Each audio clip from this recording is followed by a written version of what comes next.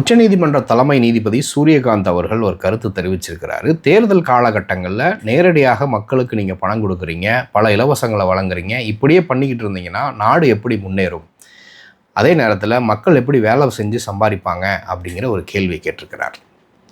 இது இன்றைக்கி மட்டும் இவர் மட்டும் கேட்கல, பல காலங்களாக பல நபர்கள் கேட்டிருக்கிறாங்க. இதுக்கு பின்னாடி யார் இருக்காங்க அப்படின்னு தேடி பார்த்தா அங்கங்கே பாஜகக்காரர்கள் இருப்பாங்க அப்படிங்கிறத பார்த்துருக்குறோம். பாஜகவை சார்ந்த அஸ்வினி உபாத்தியாவே ஒரு வழக்கு போட்டிருந்தார். தமிழ்நாட்டில் கொடுக்குற உரிமை தொகையை எப்படியாவது நிப்பாட்டிடணும், தமிழ்நாடு இவ்வளோ பெரிய கடனை வச்சுருக்கு, ஆனால் இவங்க மக்களுக்கு காசு கொடுக்குறாங்க அப்படின்னு சொன்னாங்க. இந்த கேள்விகளை கேட்கக்கூடிய நபர்கள் எல்லாம் இந்த மக்களுக்கு காசு கொடுக்கக்கூடிய அந்த காசு எங்கேருந்து வருகிறது? மக்களிடமிருந்து வரியாக பெறப்பட்ட ரூபாயை தான் திருப்பி மக்களுக்கே கொடுக்குறாங்க. அது மட்டும் இல்லாமல் அதை வாங்கக்கூடிய மக்கள் அந்த பணத்தை வாங்கிட்டு எங்கே போக போகிறாங்க? வெளிநாட்டுக்கு ஓடி போக போகிறாங்களா? இந்த இந்திய வங்கிகளில் கடனை வாங்கிட்டு பல 22 லட்சம் கோடி அளவுக்கு நீங்கள் வாராக்கடனை தள்ளுபடி பண்ணீங்கல்ல, அதில் பல பேர் கடனை வாங்கிட்டு வெளிநாட்டுக்கு தப்பிச்சு ஓடினாங்க. அது மாதிரி சாமானிய மக்கள் வெளியே ஓடி போக போகிறாங்களா?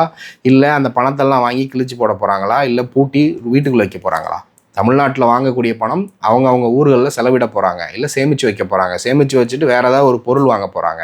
ஒரு எக்கானமி அதிகம் வேகமாக வளரணும் அப்படின்னா பண சுழற்சி இருக்கணும், மக்கள்கிட்ட வாங்கும் திறன் அதிகமாக இருக்கணும், மக்கள் நிறைய செலவு பண்ணணும், சேமிக்கவும் செய்யணும், செலவும் பண்ணணும். அது ஒரு குறிப்பிட்ட ரேஷியோவில் இருந்தால் தான் அந்த எக்கானமி வளரும். ஆனால் இதெல்லாம் நீதிபதி அவர்களுக்கு தெரியுமா?